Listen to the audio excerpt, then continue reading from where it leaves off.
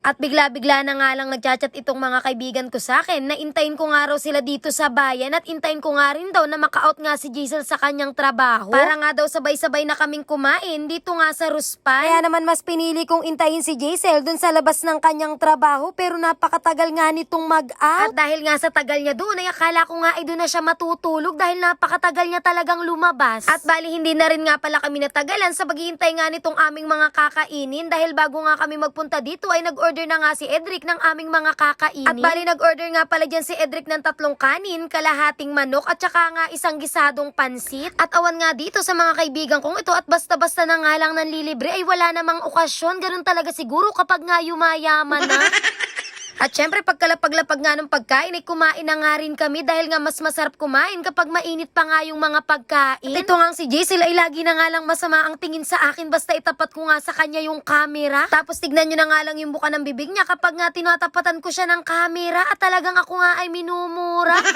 Tapos sabi ko nga sa kanila ay wag na nga silang magtaka kapag nga ako ay kasama nila dahil nga may kaibigan silang trying hard na vlogger. Dahil pag nga sila ay pahangal-hangal sa camera ay pati nga kanilang pangungulangot ay makikita nga dito sa vlog ko.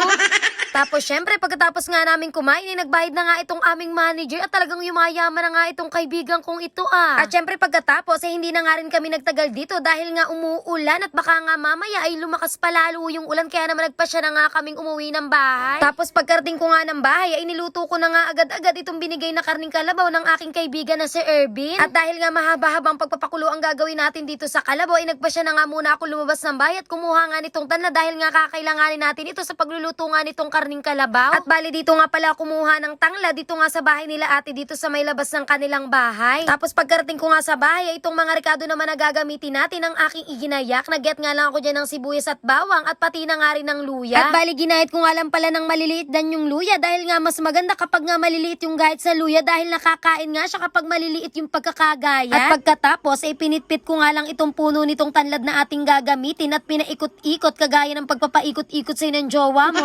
Ay charot. Ayun na nga, inikot-ikot ko nga lang yung tanlad tapos binuhol dahil pag nga hindi natin yung binuhol ay mangangalat nga ito dito nga sa ating niluluto. At syempre piniga ko na nga din pala itong kinahid na nyug ni mama kanina dahil nga ang luto nga natin dito sa karning kalabaw ay ginataan. At bali halos nasa 1 oras ko nga sigurong nilaga itong karning kalabaw dahil nga napakakunat mga mare. At ngayon nga lang yung unang beses na magluluto nga ako ng ganitong klase ng karne. Kaya naman naglagay lang ako dyan ng kaunting mantika at inilagay ko na nga itong mga ating mga ricados na ginayat nga kanina. Bali, ginisa ko nga lang siya dito sa karne at naglagay na nga din ako ng mga pampalasa kagaya nga ng paminta, magic sarap at naglagay na nga din ako ng pampalasang patis. At pagkatapos ay hinalo-halo ko nga lang hanggang sa magyakapan nga yung mga ricado nating inilagay. At syempre bago ko nga ilagay yung nyog ay inilagay ko na nga itong tanglad para naman maging mas mabango habang ito nga ay kumukulo. At bali hinalo-halo ko nga lang muna ito ng bahagya bago ko nga ito hayaan sa apoy para naman ito ay kumulo. At syempre iniwanan ko nga muna itong bahagya dahil nga wala pa nga akong siling, ilalahok nga dito sa aking niluluto. Kaya naman lumabas nga lang ako dito sa bahay dahil nga marami dito si mamang tanim sa harapan ng bahay. At dahil nga iilan pa ang hinog dito sa may tabi ng bahay ay hindi pa nga ako nakontento kaya naman pumunta din ako dun sa may harapan ng bahay nila ate